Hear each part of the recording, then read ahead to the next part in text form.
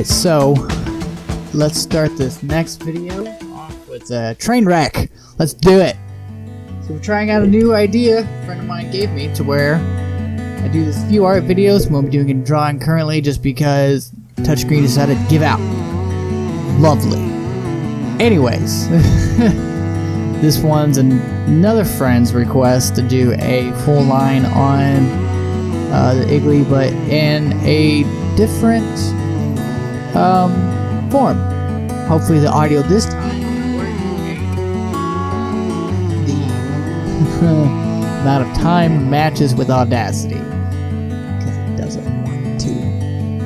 This is like the 6th time trying to record. So let's go for that train wreck of number 7. Anyways, so it's pretty much a different form of the Iggly line.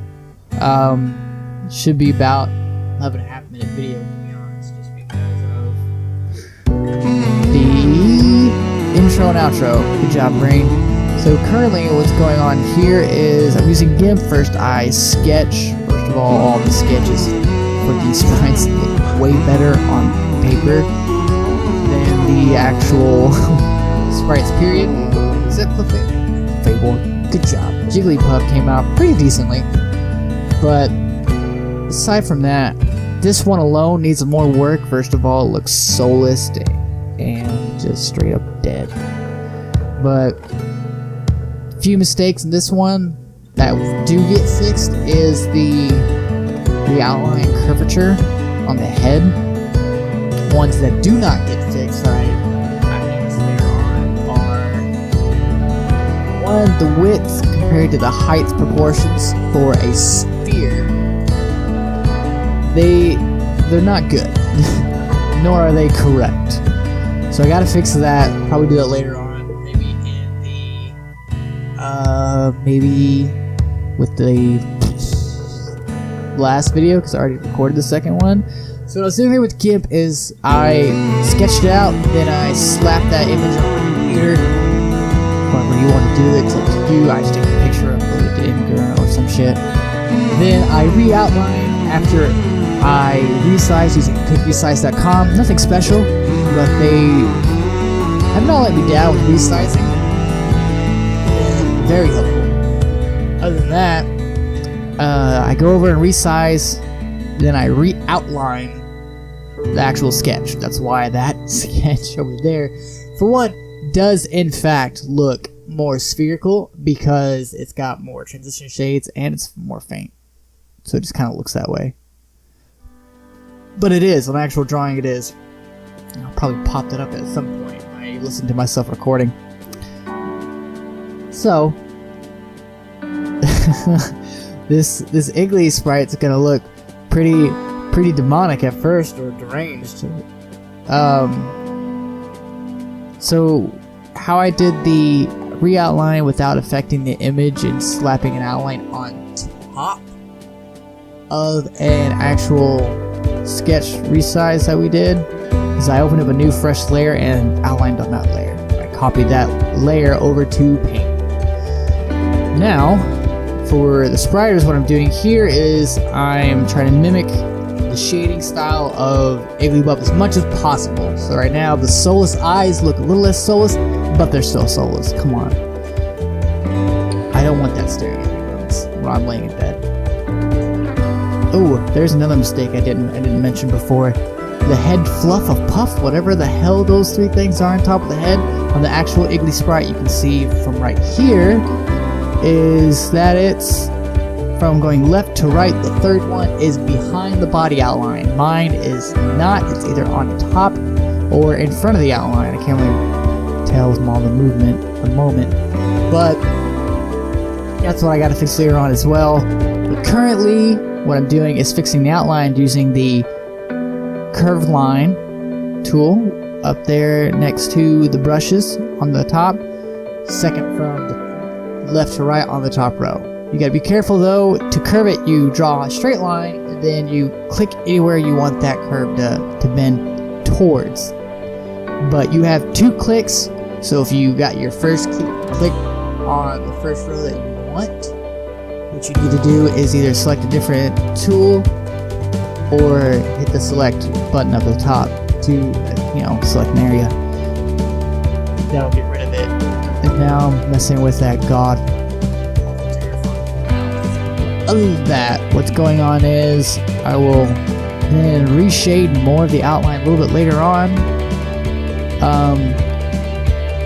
Moving stuff around a little bit to kind of get the portrait of the face correct. And right now they're a little off. They're getting better. As you can see, they're getting better. And then I decided to forget the mouth and go straight back to the fluff of puff. Alright. That's fine. The feet look a little janky at the moment.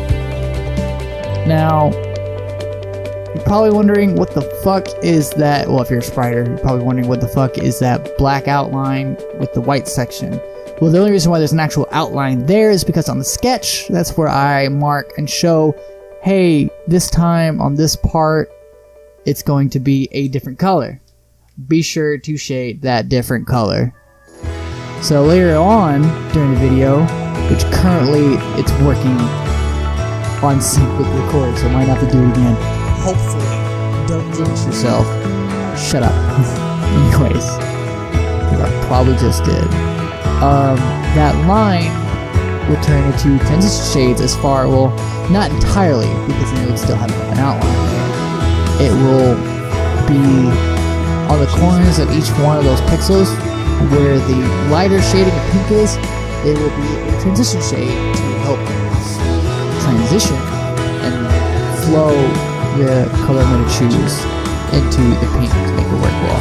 I do fuck up a little bit because with the sphere shading of the I don't want to move my hands to show you guys. I'm recording this, you can't see the movements, you only hear me. On the actual shading for to resemble a sphere, I fuck up because when I start doing the white, like, spoiler alert, I do it the same fucking way as I do the IgglyBuff on the belly. It's the same shades. So it kind of turns into a wave instead of a single curved line of shading. I feel like the lightest shading for a shine on his noggin up there, the cue ball himself, where the swirl is, I feel like that could have been better. But I did want to go back and fuck with it more, so I left it alone. Yeah, there I go, fucking with the fluff. I don't think I fixed the fluff. I really don't think I do. But keep in mind, whenever you watch the next video, there are tails on every single one. On this one, you can see it because of the angle. Those you saw before, the angling of the second evolution. Keep the sacred fable, and I know it's IgglyBuff. What I do is I face it at you. You just pause randomly whenever I see. So there is a tail in design behind it. So if I do a back sprite, you'll see a tail. But currently, there is no tail on the sprite that will be or is because of the angling. The final evolution one will show the tail at a bigger size, if I recall correctly. Kind of a swirling itself.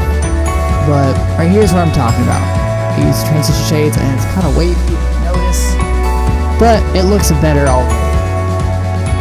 What needs to happen is I need to fix the top fluff and then I need to reduce the width. Maybe the height by a pixel or two. But it looks okay currently. Like if it's at a point where I'd be like, I don't need to fix it, but I want to. I just want to kind of put in other spots and organize and shit. And we're starting to do the shining. So far 19. Yeah, so far the recording's been in sync. I think we have the finished video. Oh my fucking god! Finally. But yeah, we finally get it going. And it was fun. This one's kind of boring just because it's a ball. It's just a fucking ball. That's it. It's literally only a ball. So I mean, nothing exciting. Next evolution, maybe a little bit more. Got more to it. It's been a little more exciting. A lot more time on. Just took about 20 minutes. So it's only 4 by 3. But the other is an hour long, I think. 2, I can't remember. So I'll have to actually speed it up a lot more. So it's going to be a little more frustrating. But we'll get there. And I enjoyed making this. It's for a friend. You might see a few more spriting videos. Oh, while I still have time, I'm going to pop up the rest of the virus Giratina stuff because I forgot to record everything. So I did the sprites of both of them, the origin and alternate and the shinies. They're on a website. This might be, but if you want to go play a game with it's on there, check the link below. I hope you guys enjoyed it. I wasn't paying attention at the time. Peace. Stay tuned. Thanks for watching, guys.